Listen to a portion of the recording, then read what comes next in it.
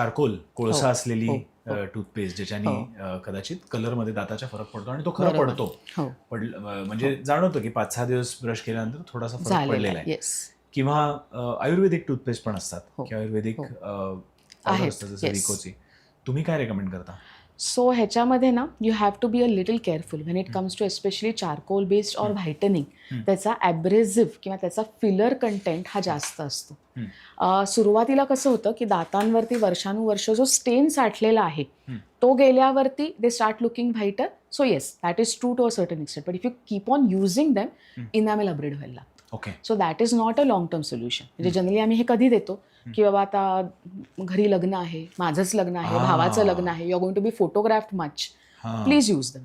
एक महिनाभर वापरा किंवा एक छोटी ट्यूब संपेपर्यंत वापरा. व्हायटनिंग टूथपेस्ट खूप आहेत.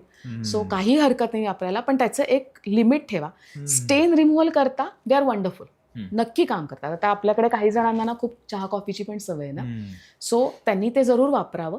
पण मुळात इथे परत की कॉझिटिव्ह फॅक्टरवरती काम नाही केलं ना, तर वरनं कितीही डागडुजी केली तरी उपयोग नाही आहे. हं, so you have to reduce on the intake also, की हं. तुमचं चहा कॉफीचं प्रमाण हे कमी झालं प्रमाणातच पाहिजे. राहिलं पाहिजे. बरोबर. आणि मग जेव्हा तुम्ही व्हायटनिंग टूथपेस्ट वापरता, तो हं. जो स्टेन क्रिएट झालेला असतो तो जातो. So that's why you get that fresher whiter look. Okay. पण if you continue using that it's definitely going to harm your enamel. So बरोबर. Don't use it beyond a certain point.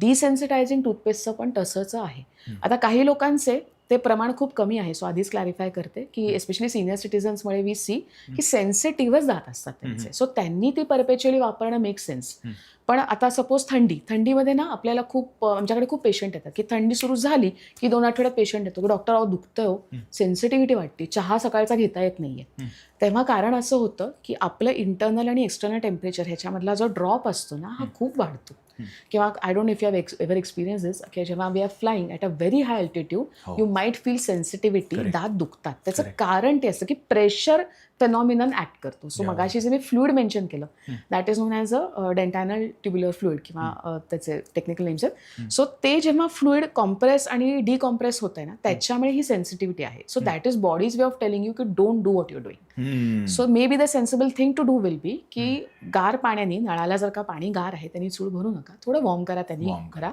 पण may be मग थंडीचा season डिसेन्सिटायझिंग toothpaste वापरा.